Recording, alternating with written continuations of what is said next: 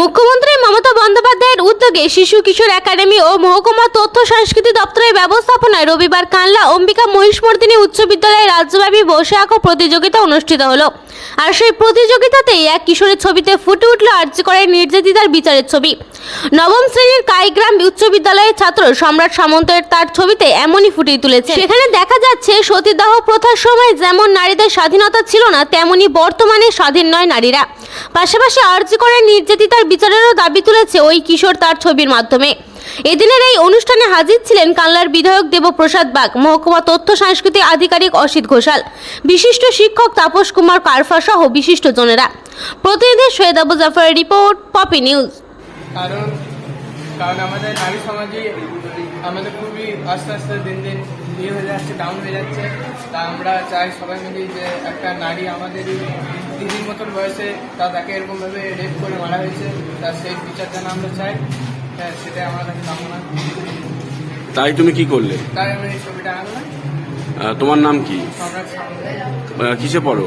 9-এ পড়ি, কাইগ্রাম উচ্চ বিদ্যালয় ছাত্র। ঠিক আছে।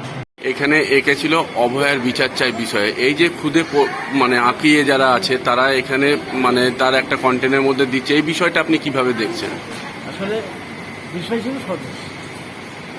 আমি আগে বলেছি যে বাচ্চারা প্রকাশ করবে কি তার মনে যেটা যেটা সে সবসময় যার চারপাশটা সে দেখতে পাচ্ছে, শুনতে পাচ্ছে।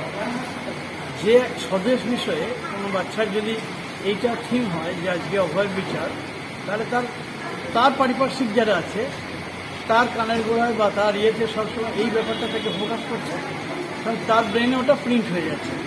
বাচ্চাদের মন কিন্তু নরম, কাদার মতো, তাকে যেভাবে ছাঁচে ফেলা হবে সেভাবে সে তৈরি হবে।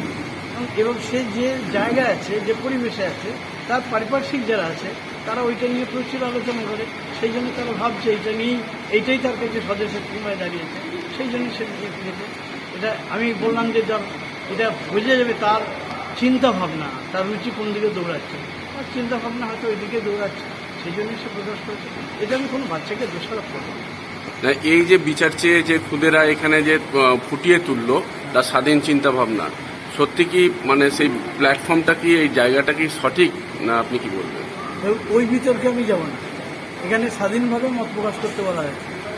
একটা খুঁজে মনে করে যে এইটাই আমার স্বদেশ নিয়ে চিন্তা, তার মনের ওপর আমি খবরদারি করতে যাব না।